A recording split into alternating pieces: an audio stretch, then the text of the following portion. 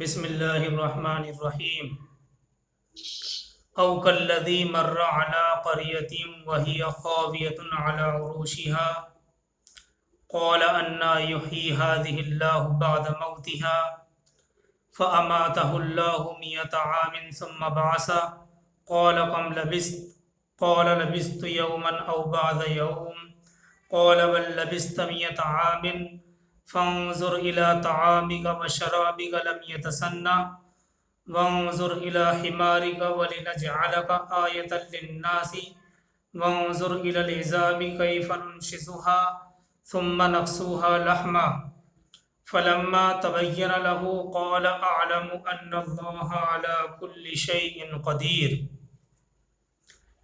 سورہ بقرہ آیت نمبر 259۔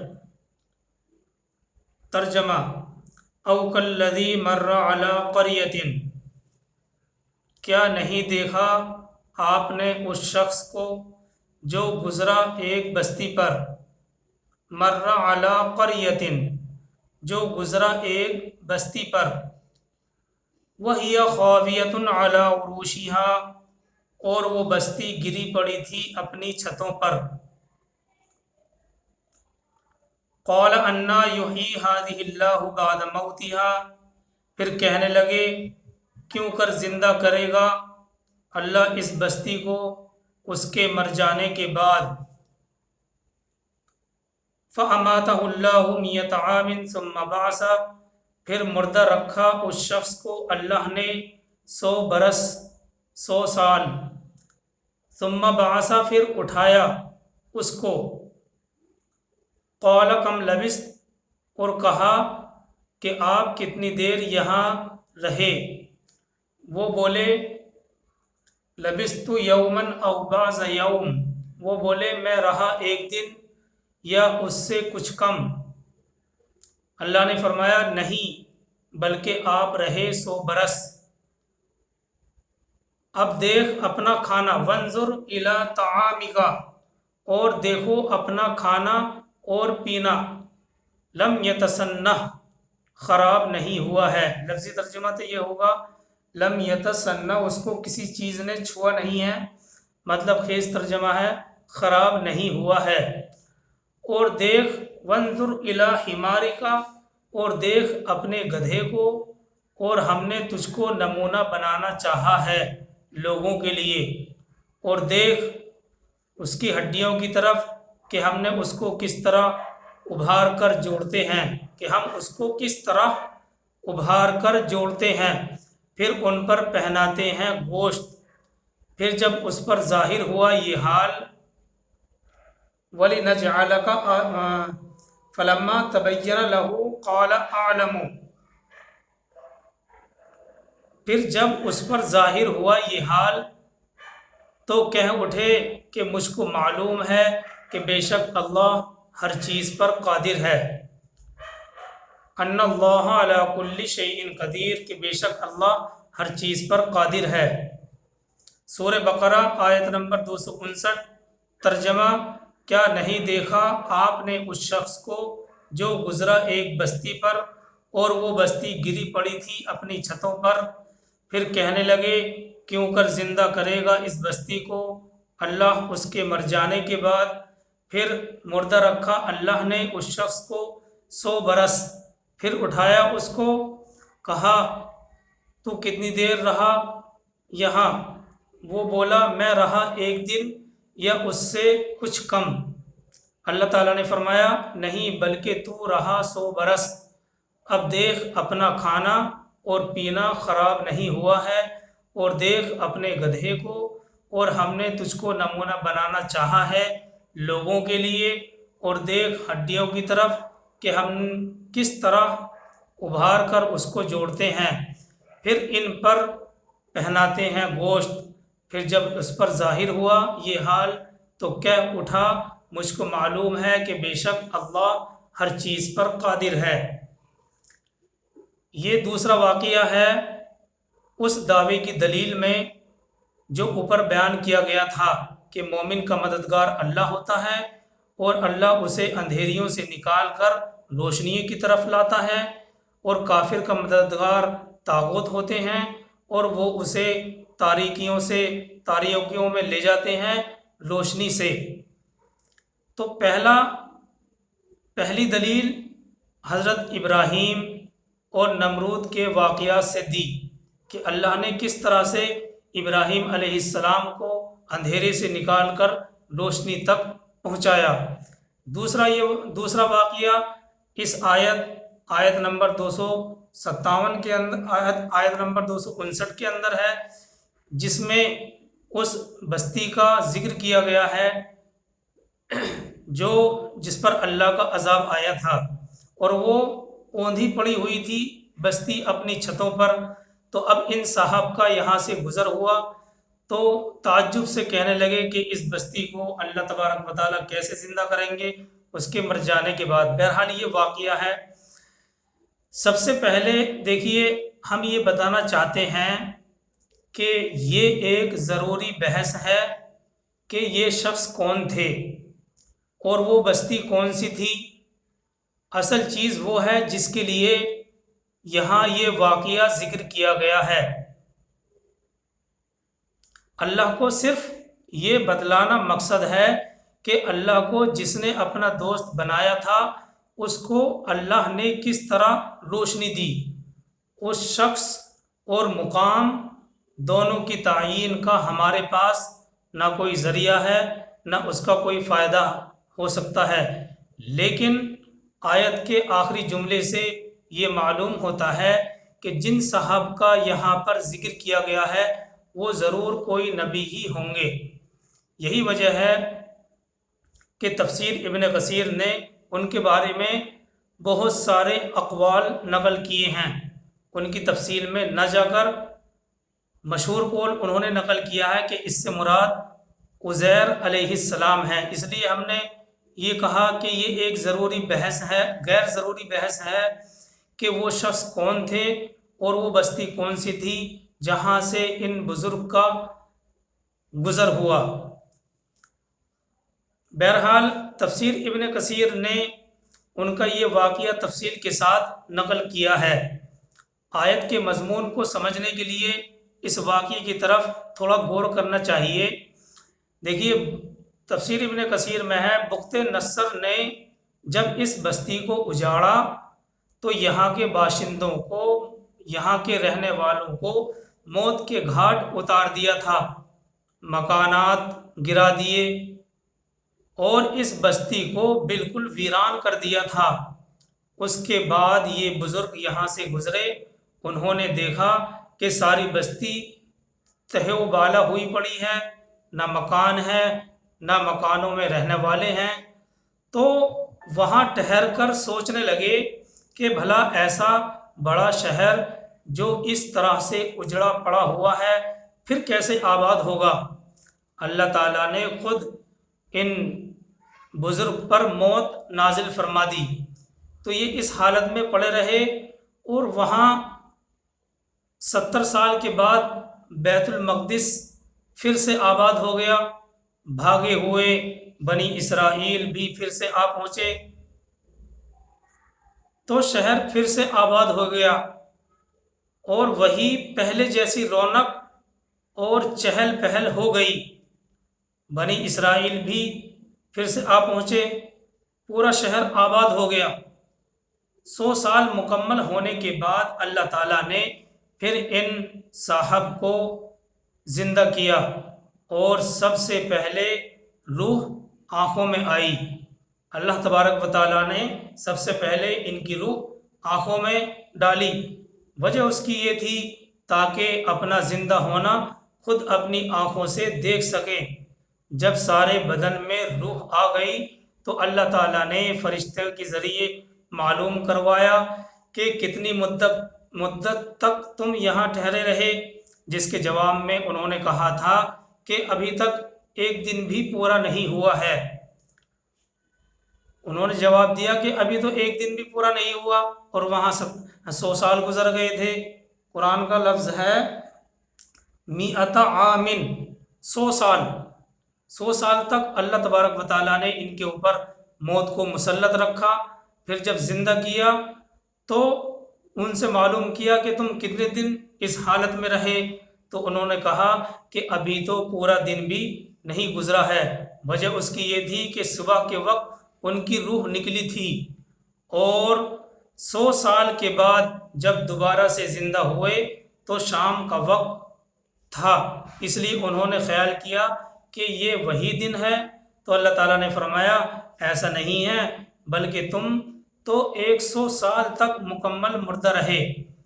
اب ہماری قدرت دیکھو، اللہ تعالیٰ نے فرمایا کہ اب ہماری قدرت دیکھو کہ تمہارا کھانا جو تمہارے توشے دان میں تھا 100 سال مکمل گزر جانے کے بعد بھی وہ ویسا کا ویسا ہی ہے، نہ سڑا ہے نہ خراب ہوا ہے، بلکہ ٹھیک اپنی حالت پر ویسا کا ویسا ہی موجود ہے۔ اس کے بعد فرمایا جو یہ تمہاری سواری کا گدھا ہے، جس کی بوسیدہ ہڈیاں تیرے سامنے پڑی ہوئی ہیں، انہیں دیکھ، پھر دیکھتے ہی دیکھتے ان کو دیکھ کہ ہم کس طرح سے اس کو زندہ کریں گے۔ ہم تجھ کو لوگوں کے سامنے دلیل بنانا چاہتے ہیں تاکہ لوگوں کو قیامت کے دن دوبارہ سے پیدا ہونے پر مکمل یقین ہو جائے۔ چنانچہ ان کے دیکھتے ہی دیکھتے ہڈیاں اٹھیں اور ایک ایک کے ساتھ جڑ گئی، اور یہ بزرگ اپنی آنکھوں سے اللہ کی کاریگری دیکھتے رہے۔ جب یہ سب کچھ دیکھ چکے تو وہ کہنے لگے کہ مجھے تو اس بات کا پہلے ہی یقین تھا کہ اللہ ہر چیز پر قادر ہے، لیکن اب میں نے اپنی آنکھوں سے بھی دیکھ لیا ہے، تو میں اپنے زمانے کے تمام لوگوں سے زیادہ علم والا ہوں۔ دیکھیے آیت میں جو جملہ کہا گیا، تفسیر ابن کثیر نے یہیں پر اس واقعے کا اختتام کر دیا ہے۔ اب دیکھنا یہ ہے کہ آیت کے اندر ایک لفظ لایا گیا، انا یحیی ہذہ اللہ بعد موتہا، یعنی اللہ اسے دوبارہ کس طرح سے زندہ کرے گا، اس بستی کو کس طرح سے دوبارہ زندہ کرے گا۔ اس سوال کا مقصد یہ نہیں ہے کہ وہ بزرگ موت کے بعد کی زندگی کے منکر تھے یا انہیں اس میں کوئی شک اور تردد تھا، بلکہ اصل میں وہ حقیقت کا مشاہدہ کرنا چاہتے تھے، حقیقت کو اپنی آنکھوں سے دیکھنا چاہتے تھے، جیسا کہ انبیاء کو بعض چیزوں کا اللہ تبارک و تعالی مشاہدہ کرا دیا کرتے ہیں۔ تو یہی مطلب ہے، یہ دوسری دلیل ہے کہ اللہ تبارک و تعالی کس طرح سے اپنے ولی کو، اپنے دوست کو اندھیروں سے روشنی کی طرف لاتا ہے۔ یہی چیز اللہ تعالیٰ فرماتے ہیں او کالذی مر علی قریۃ وہی خاویۃ علی عروشها قال انا یحیی ہذہ اللہ بعد موتها فاماتہ اللہ 100 عام ثم بعث قال کم لبثت قال لبثت یوما او بعد یوم۔ کیا آپ نے نہیں دیکھا اس شخص کو جو گزرا ایک بستی پر، اور وہ بستی گری پڑی تھی اپنی چھتوں پر، کہنے لگا کیوں کر زندہ کرے گا اللہ اس بستی کو اس کے مر جانے کے بعد۔ پھر مردہ رکھا اس شخص کو اللہ نے 100 برس تک، پھر زندہ کیا اس کو، کہا تو کتنی دیر یہاں رہا؟ وہ بولا میں رہا 1 دن یا اس سے کچھ کم۔ اللہ نے فرمایا نہیں، بلکہ تو رہا 100 برس۔ اب دیکھ اپنا کھانا اور پینا خراب نہیں ہوا ہے، اور دیکھ اپنے گدھے کو، اور ہم نے تجھ کو نمونہ بنانا چاہا ہے لوگوں کے لیے، اور دیکھ ہڈیوں کی طرف کہ ہم اس کو کس طرح ابھار کر جوڑتے ہیں۔ پھر جب یہ ساری چیزیں ظاہر ہو گئیں، یہ حال ظاہر ہو گیا، تو وہ کہنے لگے کہ مجھے تو پہلے ہی پتا تھا کہ اللہ ہر چیز پر قادر ہے، اور اب میں نے اپنی آنکھوں سے وہ دیکھ بھی لیا ہے۔ اس کی اور وضاحت ابھی دوسرے واقعے کے بعد بیان کی جائے گی۔ آگے چلتے ہیں آیت نمبر 260 کی طرف، 260 کی طرف۔ اللہ تعالیٰ فرماتے ہیں وَإِذْ قَالَ إِبْرَاهِيمُ رَبِّ أَرِنِي كَيْفَ تُحْيِي الْمَوْتَى قَالَ أَوَلَمْ تُؤْمِنْ قَالَ بَلَى وَلَكِنْ لِيَطْمَئِنَّ قَلْبِي قَالَ فَخُذْ أَرْبَعَةً مِّنَ الطَّيْرِ فصرهن إليك ثم اجعل على كل جبل منهن جزءا ثم ادعهن يأتينك سعيا واعلم أن الله عزيز حكيم وَإِذْ قَالَ ابراہیم، اور جب کہا ابراہیم نے، اے میرے رب، وَإِذْ قَالَ، اور وہ واقعہ بھی پیش نظر ہے، وہ واقعہ بھی یاد کرنے کے قابل ہے کہ جب ابراہیم نے کہا تھا، اے میرے مالک، اے میرے رب، مجھے دکھا دے تو مردوں کو کس طرح سے زندہ کرتا ہے۔ اللہ نے فرمایا، اولم تؤمن، کیا تم ایمان نہیں رکھتے؟ انہوں نے عرض کیا، ایمان تو ہے، ولیکن لیطمئن قلبی، ایمان تو رکھتا ہوں مگر دل کا اطمینان درکار ہے۔ ولیکن لیطمئن قلبی، ایمان تو ہے لیکن تاکہ میرا دل مطمئن ہو جائے، اطمینان حاصل ہو جائے۔ فرمایا، اچھا تو 4 پرندے لے لے اور ان کو اپنے سے مانوس، فصرہن الیک، اور ان کو اپنے سے مانوس کر لے، ہلا لے، پھر ان کا ایک ایک جز پہاڑ پر رکھ دے، پھر ان کو پکار، وہ آپ کے پاس دوڑے چلے آئیں گے، اور جان لو کہ بے شک اللہ زبردست حکمت والا ہے، عزیز الحکیم، بے شک اللہ زبردست حکمت والا ہے۔ اچھا، یہ 2 واقعے ہیں۔ بعض لوگوں نے ان کی عجیب و غریب تعویلیں کی ہیں، لیکن انبیاء کے ساتھ اللہ کا جو معاملہ ہے اسے اگر اچھی طرح سے ذہن میں رکھا جائے تو کسی طرح کی تعویل کرنے کی ضرورت پیش نہیں آتی ہے۔ دیکھیے، ایک تو عام انسان ہوتا ہے جیسے ہم اور آپ ہیں، اور ایک نبی کی ذات ہوتی ہے۔ ایک عام انسان، ایک عام ایمان والے کو اس کی زندگی میں جو خدمت انجام دینی ہوتی ہے، اس کے لیے تو صرف ایمان بالغیب ہی کافی ہے، یعنی آخرت میں نجات کے لیے ہمارے لیے صرف ایمان بالغیب کافی ہے۔ لیکن جو نبی ہوتے ہیں، انبیاء کو جو خدمت اللہ نے سپرد کی تھی، اس کے لیے ضروری تھا کہ وہ کچھ چیزوں کو اپنی آنکھوں سے وہ حقیقت دیکھ لیتے جن پر ایمان لانے کی دعوت انہیں ساری دنیا کو دینی تھی۔ ان کو دنیا سے پوری طاقت کے ساتھ یہ کہنا تھا کہ تم لوگ تو صرف خیال کرتے ہو، مگر ہم آنکھوں دیکھی بات کہہ رہے ہیں۔ تمہارے پاس صرف گمان ہے اور ہمارے پاس حقیقت کا علم ہے۔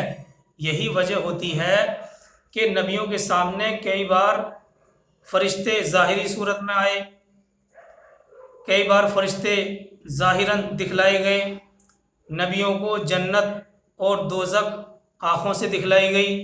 وجہ اس کی یہی تھی کہ ساری دنیا کو ان کو آخرت کی دعوت دینی تھی، اس لیے وہ دعوت اتنی قوت اور طاقت کے ساتھ دی جائے کہ گویا کہ وہ عینی مشاہدہ ہے، اور مرنے کے بعد دوبارہ زندہ ہونا ان کے سامنے ظاہر کر کے دکھایا گیا۔ نبی ہونے کے بعد ان کو ایمان بالشہادت کی کچھ نعمت دی جاتی ہے۔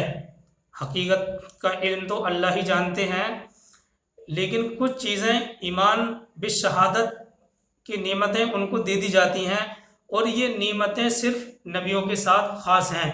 جب یہ بات ہمارے ذہن میں رہے گی تو دونوں واقعات کی کسی طرح سے تعویل کرنے کی کوئی ضرورت پیش نہیں آئے گی۔ اچھا، بہرحال یہ ایک ضروری بحث تھی جو اس سلسلے میں کی جاتی ہے، اور مفسرین نے بڑی وضاحت کے ساتھ ان دونوں واقعات کے اوپر روشنی ڈالی ہے جو ہم نے آپ کے سامنے رکھی ہے۔ بہرحال اس آیت سے متعلق حضرت عبداللہ بن عباس رضی اللہ تعالیٰ عنہ فرمایا کرتے تھے کہ ابراہیم علیہ السلام سے اللہ کا یہ سوال کرنا، کیا تو ایمان نہیں لایا، اور حضرت ابراہیم علیہ السلام کا یہ جواب دینا، ایمان تو ہے لیکن دلی اطمینان چاہتا ہوں، یہ آیت مجھے تمام آیتوں سے زیادہ اطمینان اور ہمت دلانے والی ہے۔ مطلب یہ ہے کہ ایک ایمان والے کے دل میں اگر کوئی شیطانی وسوسہ یا خیالات پیدا ہو جائے تو اللہ کی جانب سے اس کے اوپر کوئی پکڑ نہیں ہے جب تک کہ اس کے اوپر عمل درآمد نہ ہو جائے۔ تو بہرحال اوپر ایک دعویٰ کیا گیا تھا، آیت نمبر جو اللہ ولی الذین آمنوا کہ اللہ تبارک و تعالی ایمان والوں کا دوست ہے، اس میں ایک دعویٰ کیا گیا تھا، اور اس دعوے کی دلیل کے طور پر یہ واقعات ذکر کیے گئے ہیں، 3 واقعات۔ پہلا واقعہ حضرت ابراہیم علیہ السلام کے مناظرے کا جو انہوں نے نمرود کے ساتھ کی تھی۔ دوسرا واقعہ ان بزرگ کا جو ایک بستی کے پاس سے گزرے تھے اور وہ بستی اجڑی ہوئی پڑی ہوئی تھی۔ اور تیسرا واقعہ حضرت ابراہیم علیہ السلام کا کہ انہوں نے فرمائش کی تھی۔ تو دیکھیے، یہ دیکھا جائے تو ان 2 واقعات میں، اور پہلا جو واقعہ ہے حضرت ابراہیم علیہ السلام کا، ان تینوں واقعات میں ایک زبردست عقیدہ بیان کیا گیا ہے جو ہر مسلمان کے دل کے اندر گھر کرنا چاہیے، اور وہ ہے مرنے کے بعد دوبارہ زندہ ہونا۔ اور یہی تو ایمانیات میں سے ہے۔ ہمارا یہ عقیدہ ہے کہ مرنے کے بعد دوبارہ زندہ ہونا ہے اور اللہ کے سامنے کھڑا ہونا ہے، اور اپنے کیے گئے سارے اعمال، برے اعمال اور اچھے اعمال کا حساب دینا ہے۔ دیکھیے، 3 چیزیں ہوتی ہیں۔ پہلی چیز اللہ کی ذات، دوسری چیز نبی کی رسالت، اور تیسری چیز آخرت کا عقیدہ، بعث بعد الموت، یعنی مرنے کے بعد دوبارہ زندہ ہونا۔ تو جو کفار مکہ تھے وہ اللہ کی ذات کو بھی پہچانتے تھے، اور ایسا نہیں ہے کہ وہ نبی کو بھی نہیں پہچانتے ہوں، نبی کی سچائی کو وہ خود تسلیم کر چکے تھے۔ وہ الگ بات ہے کہ وہ ایمان قبول نہیں کر رہے تھے، لیکن جو سب سے زیادہ ان کے دل کے اندر کھٹکتی تھی، ان کے دماغ میں بات نہیں آتی تھی، وہ یہ تھی کہ کس طرح سے ہم مرنے کے بعد دوبارہ زندہ ہوں گے جبکہ ہماری ہڈیاں بوسیدہ ہو گئی ہوں گی۔ سورہ نازعات پارہ نمبر 30 میں ان کا یہ قول اللہ تبارک و تعالیٰ نے ذکر کیا ہے، یقولون انا لمردودون اذا کنا عظاما نخرا، کیا جب ہماری ہڈیاں بوسیدہ ہو جائیں گی؟ نخیرہ کا لفظ لایا گیا ہے۔ نخیرہ کہتے ہیں ایسی بوسیدہ ہڈی کو جس میں بوسیدہ ہونے کی وجہ سے سوراخ پیدا ہو گیا ہو، اور جب اس میں پھونک ماری جائے تو آواز پیدا ہو، نخیرہ۔ تو وہ کہتے ہیں کیا ہم جب کہ بوسیدہ ہڈی ہو جائیں گے تو پھر دوبارہ زندہ کیے جائیں گے؟ یہ عقل میں آنے والی بات نہیں ہے۔ اللہ تبارک و تعالیٰ نے سورہ قیامہ پارہ نمبر 29 کے اندر اس بات کا جواب دیا ہے کہ ہم تمہارے دوبارہ زندہ کرنے پر ہی قادر نہیں ہیں، بلا ان نسویہ بنانا، بلا قادرین علی ان نسویہ بنانا، بلکہ ہم تو اس بات پر بھی قادر ہیں کہ ہم تمہارے پوروں کے نشانوں کو بھی ویسا ہی بنا دیں جیسا پہلے تھے۔ تو ان تینوں واقعات سے بعث بعد الموت کا عقیدہ نکل کر سامنے آتا ہے جو ہمارے دلوں کے اندر مضبوطی کے ساتھ قائم ہونا چاہیے۔ اللہ تبارک و تعالی ہم سب کو عمل کرنے کی توفیق عطا فرمائے۔ سبحان اللہ۔